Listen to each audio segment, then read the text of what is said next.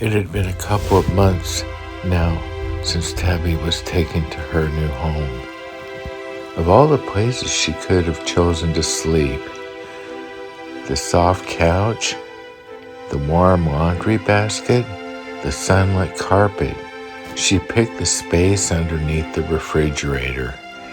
It was cool, quiet, and felt like a secret cave to her, only she knew about. The woman with the green eyes, whose name was Jane, noticed this and gently slid a soft pillow under the refrigerator so Tabby would have something warm to curl up on. That became her official sleeping place. Tabby loved the soft sounds. The refrigerator made it night, and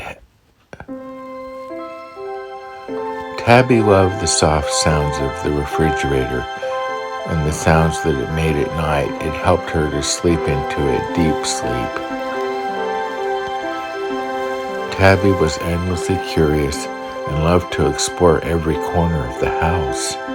She also loved to follow Jane. She would walk as close as she could underneath Jane's feet. Jane had to be careful to keep from tripping over Tabby and always had to be aware that she was behind her. One day she discovered Jane's bedroom, and in it, a table covered with the most beautiful colored yarns she had ever seen. All shades, deep blues, bright reds, soft pastels, some thick like ropes and some thin like threads of light. Tabby jumped onto the bed, trying to get closer to the miracles of fun, but Jane gently lifted her down. "No, Tabby," she said, placing her back on the floor. Tabby tried again and again. Each time, Jane calmly picked her up and set her down, her voice soft but firm. This only made Tabby want to get to the yarn even more. It was the forbidden treasure now. One afternoon, Jane left the house. Tabby heard the familiar sounds, the soft shuffle of keys, the close of the front door, and then the fading hum of the electric cars that pulled away. The house grew quiet in a way it only did when Jane wasn't home, and stillness made Tabby's ears perk up. She waited. A long moment passed. No footsteps, no voices, no rustling in the kitchen, just silence. Tabby padded softly down the hallway towards Jane's room. The door looked closed at first glance, but Tabby noticed something important, a thin line of light around the edge. It wasn't fully shut. She sat in front of it listening again. Still nothing. Tabby leaned forward and sniffed the air. Jane's scent was faint here, but not fresh. This meant that she was really gone. Her little heart sped up. This was her chance. She backed up a few steps and wiggled her hind legs and ran to the door and jumped, hitting it with her paws. A small thud. The door didn't move. She tried again, more determined this time. A second thud. Still nothing.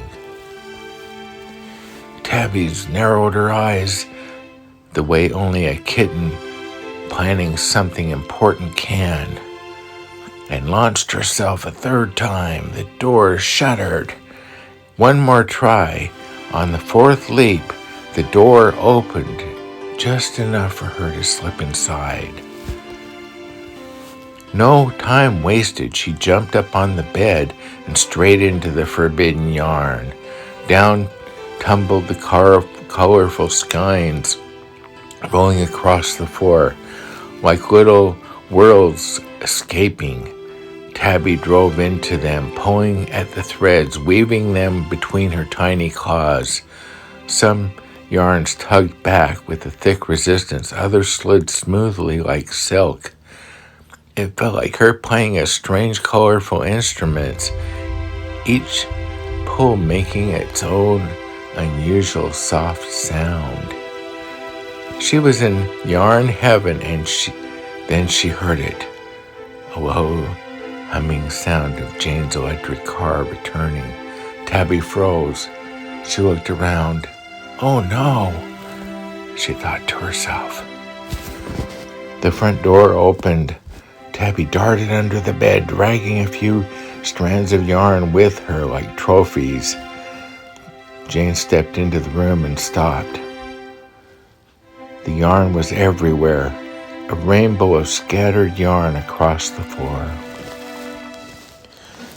To say that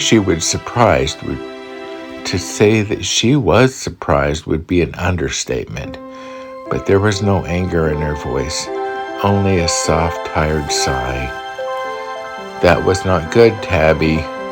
She knew kittens were naturally curious, and as she stood there looking at the mess, Jane felt something settle gently inside her. She realized that she wouldn't want anyone trying to change who she was, her habits, her quirks, the things that made her, her.